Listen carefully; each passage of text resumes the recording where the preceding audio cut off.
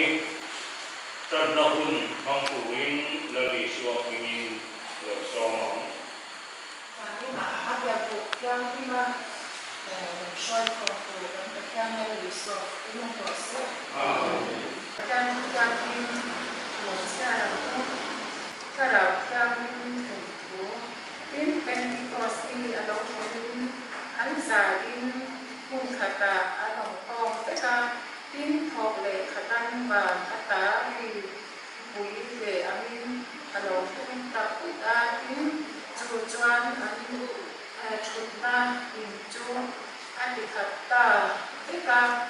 in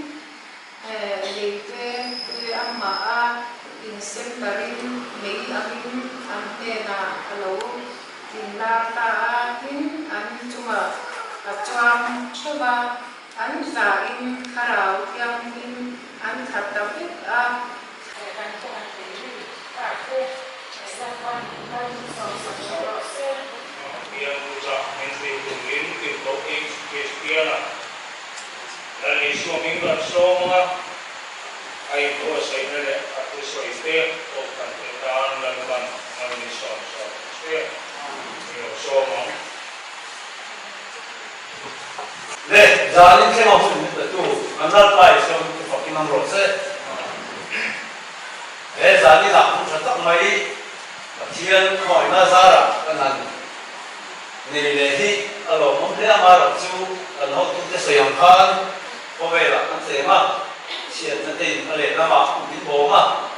tu ba chuan te na ma chen ka mai ko pa chu ti chung chu nei ko ko kan na sa le in ka sia alo mong ko ka ti ha ale na ma ke ti sin le aya ale na ma ra chuan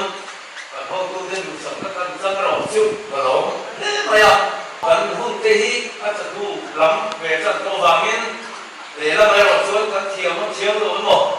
cổ thần ta là vì tu sẽ cần xây mà xây rồi một thì quân nó các lệ của ta cũng xin sửa ta tất cả bộ đi cả sĩ ha để làm chuan và lỗ thế một cái gì